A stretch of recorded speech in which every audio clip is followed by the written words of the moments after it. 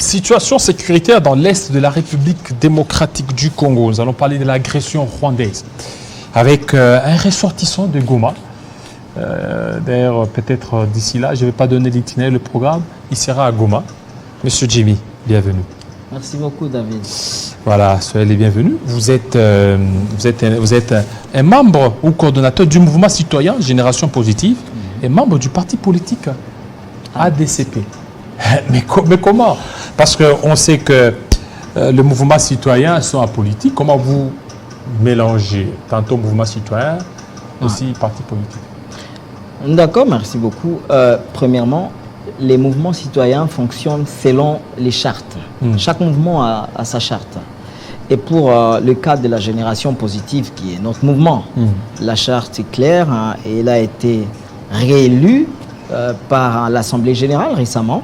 Et donc, chaque militant de la Génération Positive est libre d'adhérer à un parti politique et de mener une carrière politique, mais tout en gardant les valeurs du mouvement, tout en ayant comme mission d'aller exécuter, n'est-ce pas, les valeurs et les mobiles même de la lutte que nous menons au sein des mouvements citoyens. Parce qu'en fait, il y a une réalité, Monsieur David, qu'il faut voir en face. Nous faisons une lutte comme des mouvements citoyens, mais à un certain moment, vous allez vous rendre compte que les mouvements citoyens sont bloqués. À un certain moment... Mais ils sont bloqués par peut-être les attitudes que vous affichez. Vous êtes du mouvement citoyen, mais non, aujourd'hui, vous faites partie d'un parti politique. Ouais. Ce qui fait que on commence à comprendre que la plupart des mouvements citoyens sont dictés par les politiques. Par exemple, nous, on adhère à un nouveau parti politique qui vient à peine de naître. Tenez, lorsque nous menons de lutte au sein d'un mouvement citoyen, c'est pour que les choses changent. Les choses ne changent pas d'elles-mêmes. Les choses changent par des individus, par des acteurs, par des responsables.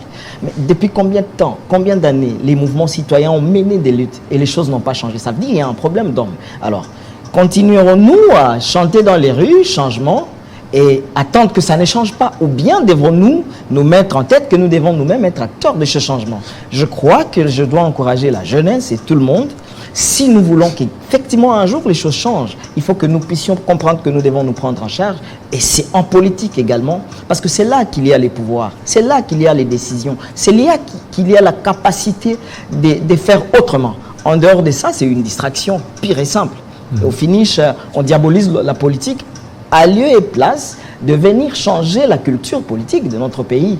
Parce que dans notre pays, la politique est restée ce monde-là où on vient s'enrichir, où on ne vise qu'à chanter pour le roi soleil, fait tout ce qu'on veut, et non pas se mettre au travail de la population, n'est pas se mettre au travail du changement effectif dans le fait, dans les congrès, parce qu'on a un pouvoir décisionnel. Voilà pourquoi aujourd'hui, nous, la Génération Positive, nous avons estimé qu'il est nécessaire que et du coup, vous avez changé. Du coup, allez, parti politique de Corneille Nangaa, c'est quoi ça? Qu'est-ce qui cache? C'est un choix, David. Un choix. Il y a beaucoup de partis politiques dans notre pays. Mais il y a une particularité avec l'action pour la dignité du Congo et des Congolais. Cette particularité, c'est que lorsque vous lisez l'offre politique de ce parti, de Corneille Nangaa, il y a quand même des matières importantes. Prenez, lorsque parmi les objectifs de cette offre, on vous dit nous devons restaurer l'autorité de l'État. Nous parlons de la sécurité au Nord Kivu. Le problème, c'est la restauration de l'autorité de l'État par l'armée, la police, les services de renseignement. Vous savez, David, si aujourd'hui on ne parvient pas à gagner la guerre contre le Rwanda, contre le M23, c'est un problème d'organisation au sein de notre armée qui doit être réformé, qui doit être réorganisé, réformé. Et tout simplement, ça veut dire qu'il doit être réformé. Si au sein de l'armée, nous abandonnons ces stades où dans l'armée on jette les Koulouna, on jette les ex-rebelles, on jette tous les ratés de la société dans l'armée, dans la police et dans nos services et renseignements. À quel résultat devrons-nous nous attendre? Bien évidemment, vous allez vous rendre compte qu'aujourd'hui notre armée est restée, pour la plupart des cas, des officiers affairistes, des gens qui sont là pour d'autres intérêts que de se battre pour le Congo.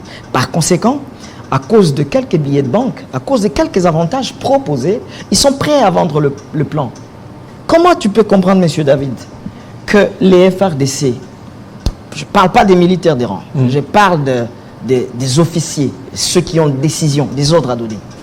Nous nous battons avec hélicoptères de guerre, avec avions de chasse, avec drones, avec chars de combat, avec un arsenal que le M23 n'a pas. Mais tenez, le M23 n'a pas, mais c'est pas ce que l'ONU a parlé. Guterres a dit que les M23 sont sophistiquement armés, plus que même la MONUSCO. Alors vous dites que nous avons énormément mieux que les M23. Vous savez que depuis, contradictoire. David, depuis la guerre du M23, depuis la chute de Bunagana jusqu'à aujourd'hui, vous et moi n'avons jamais vu un seul hélicoptère de la MONUSCO, du M23. Un seul avion de chasse, on n'a pas vu. Un seul char de combat, on n'a pas vu. Et maintenant, des artilleries lourdes là qui sont en train de lancer, ils sont en train de pilonner. Comme je viens de suivre le communiqué des FARDC qui a parlé de l'attaque des Saké. Ouais. Vous voyez, c'est que bien évidemment. Les M23 ont pilonné. En plus, ils sont mieux armés que les FARDC. Non, ça veut dire tout simplement qu'ils ont aussi leur armement, mais ça ne veut pas confirmer la thèse selon laquelle ils sont plus armés que nos FARDC. Donc, nos FARDC sont mieux armés. Le deal, c'est de diaboliser, d'affaiblir. C'est un travail psychologique sur les FARDC, sur la population. C'est que l'ONU est en train de dire, il veut juste tout simplement démoraliser les FARDC. Nous avions eu à le dénoncer plusieurs fois. L'ONU là, la MONUSCO là, elle n'est pas crédible.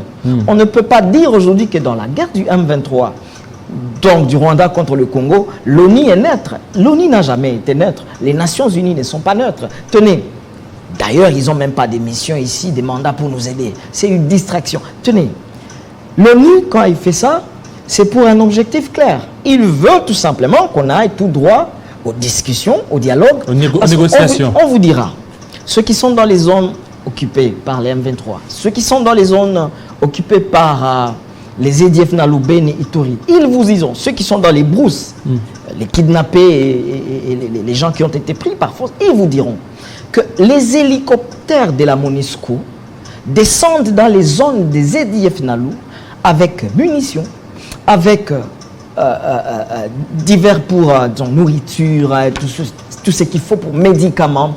Et ils viennent prendre quoi? Seuls les EDF et la MONUSCO. La MONUSCO, c'est. Donc la MONUSCO descend là-bas. On ne peut jamais. Ben oui, elle descend là-bas. Là où il y a les ADF. Là où il y a les ADF. Qui continuent à tuer et encore à massacrer la population. Mais oui, jusqu'aujourd'hui. Mais ce qui est drôle, David, aujourd'hui, comme on parle en 23, vous allez vous rendre compte qu'on ne parle plus Béni. On ne parle plus massacre de l'Ituri. Tenez, pas plus qu'avant-hier, on a tué à Béni. En Ituri. Qui en parle? Que ce soit le ministre Mouyaya, que ce soit le président de la République, que ce soit même les leaders, nos leaders politiques de l'Est. Personne ne parle plus de la situation des Bénis. Elle est devenue comme si c'était normal.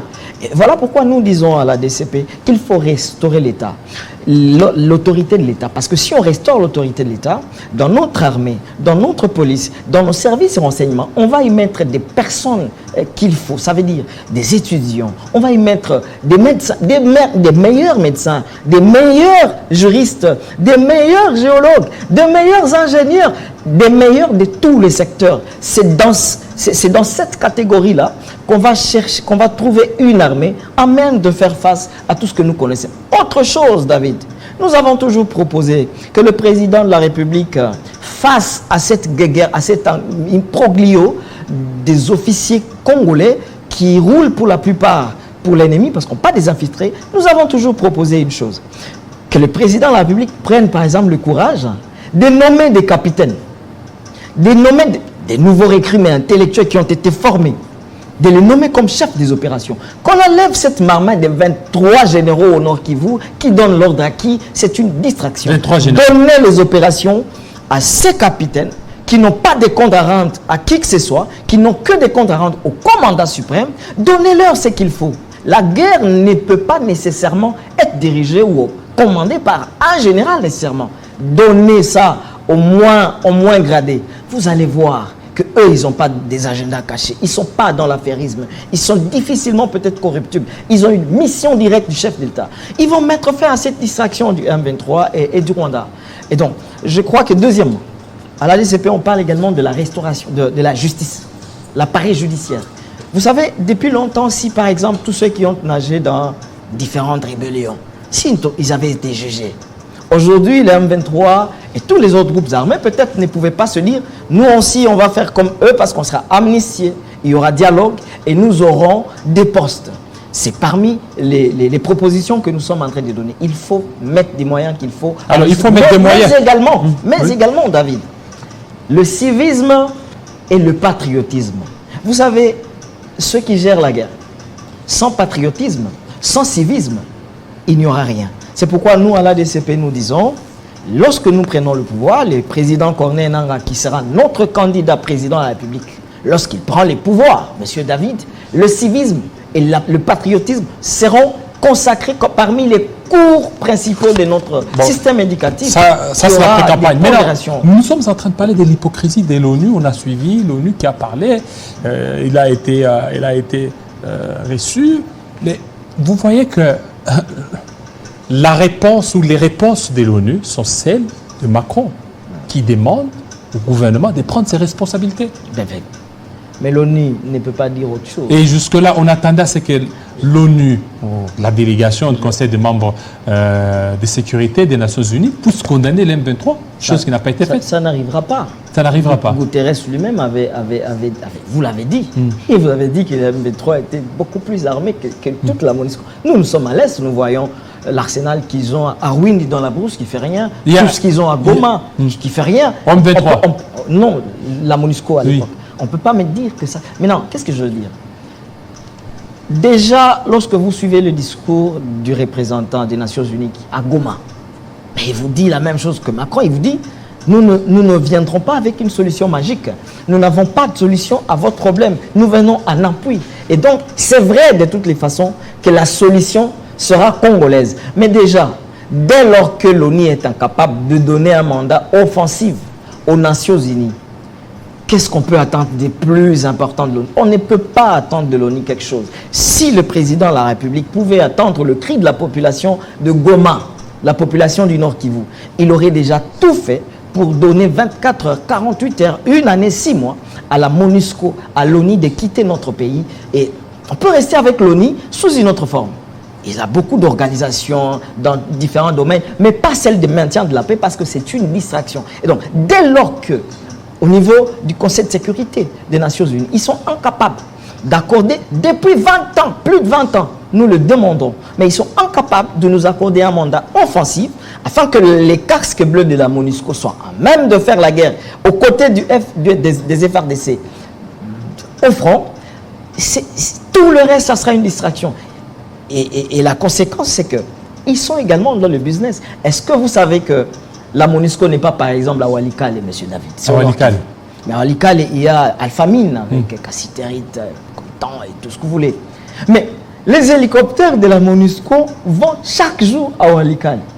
Ils vont faire quoi, ces hélicoptères? Ils sont dans le business. Ils sont dans le business.